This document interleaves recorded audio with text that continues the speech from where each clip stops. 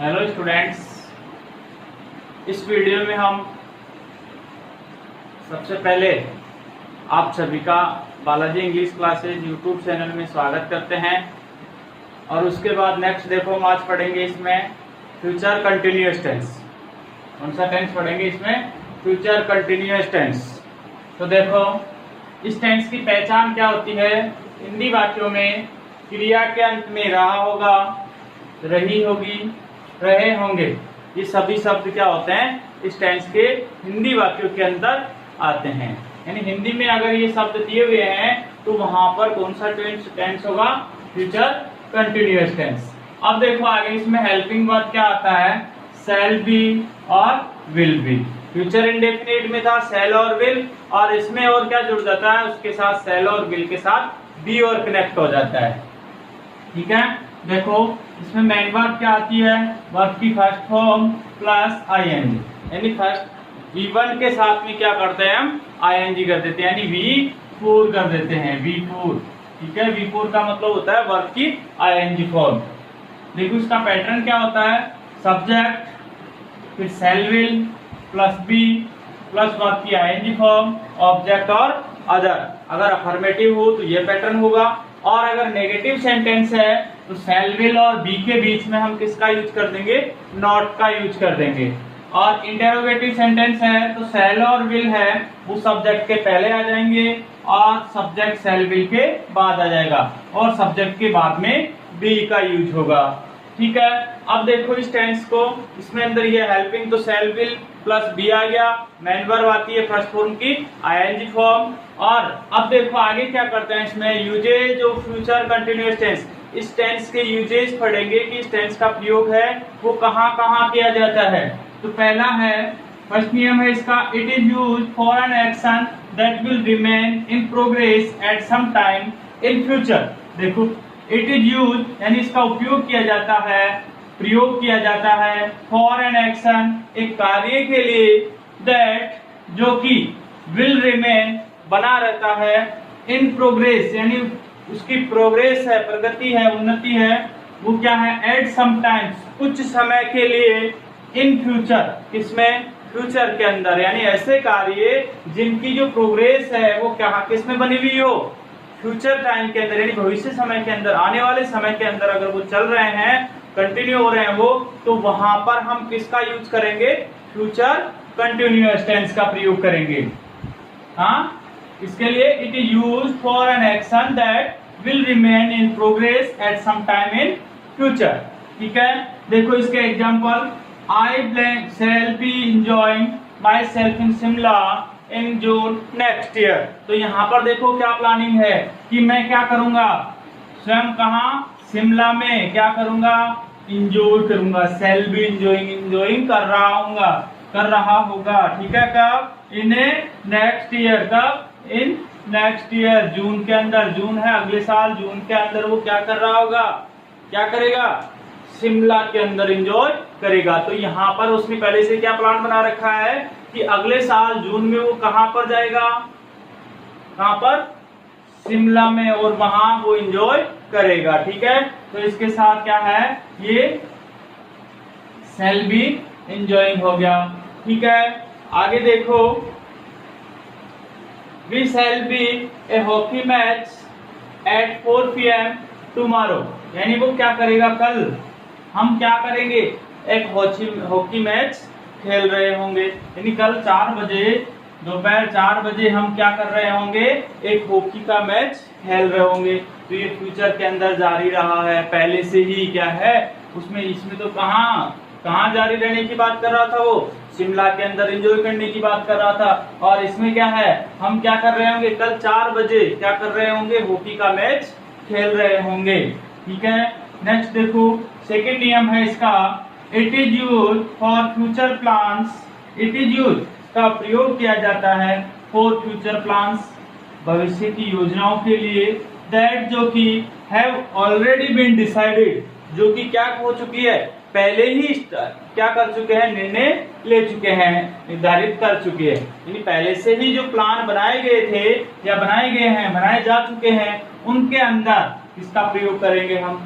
Future continuous tense का। कौन से प्लान? फ्यूचर के लिए प्लान बनाए गए हैं, ठीक है। जैसे Ramesh will be putting up with you and Ritu with us, यानी हमारे साथ क्या करेंगे। देखो रमेश विल बी पुटिंग, वो हमारे साथ रहेगा, विथ अस विथ यू आपके साथ, and over Ritu with us, और रितु आपके साथ, ठीक है। अब नेक्स्ट एग्जांपल है, he will be marrying Rajni next month, यानी वो अगले मंथ क्या कर रही होगी।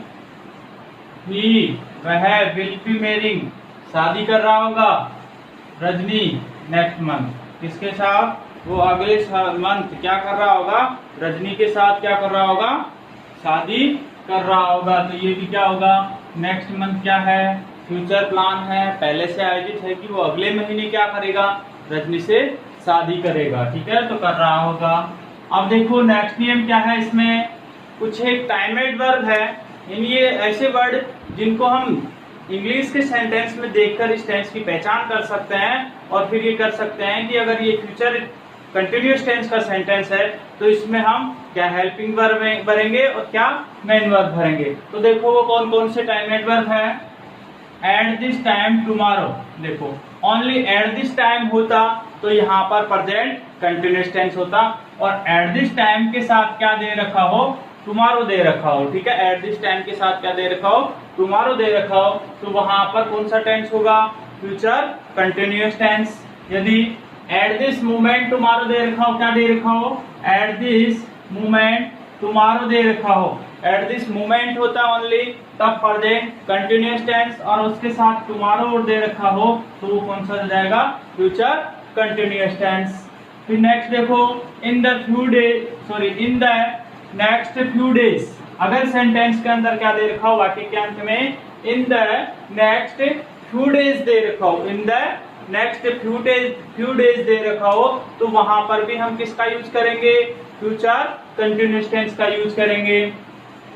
और यदि क्या दे रखा हो, दिस टाइम नेक्स्ट वीक, यानी दिस टाइम नेक्स्ट लग के, दिस टाइम नेक्स्ट लग के वीक दे रखा हो, मंथ दे रखा हो, ईयर दे रखा हो, एटसेट्रा, ठीक है। Week, month, year, days, next year, next days, ठीक है, नेक्स्ट वीक।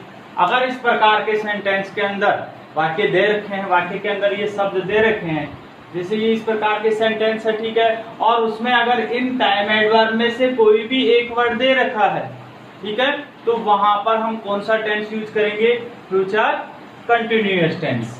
तो यहाँ देखो क्या आएगा, he blank test at 7 AM tomorrow, तो यहाँ देखो 8 आ रहा है, और 8 के साथ क्या दे रखा है, टाइम दे रखा है 7 AM, मतलब 7 बजे क्या कर रहा होगा, टुमारो, टुमारो की बात कर रहा है, कल की बात कर रहा है। तो ब्रैकेट में है टेक, कि वह क्या कर रहा होगा, कल 7 बजे टेस्ट ले रहा होगा, कि वह कल 7 बजे क्या ले रहा होगा, टेस्ट ले रहा होगा। तो इसमें क्या पहचान है, एट लग के टाइम दे रखा है, और टाइम के साथ क्या आ रहा है, टुमारो आ रहा है, कि कल की बात कर रहा है वो, ठीक है। तो यहाँ पर क्या आ जाएगा, ही के साथ अगर ये दे रखा है, ये कंडीशन फॉलो हो, तो कौन सा टेंस है ये, सॉरी फ्यूचर कंटिन्यूअस टेंस। तो ही के साथ विल बी क्या हो जाएगा, विल बी, और आईएनजी फॉर टेक दे रखा है, तो क्या हो जाएगा,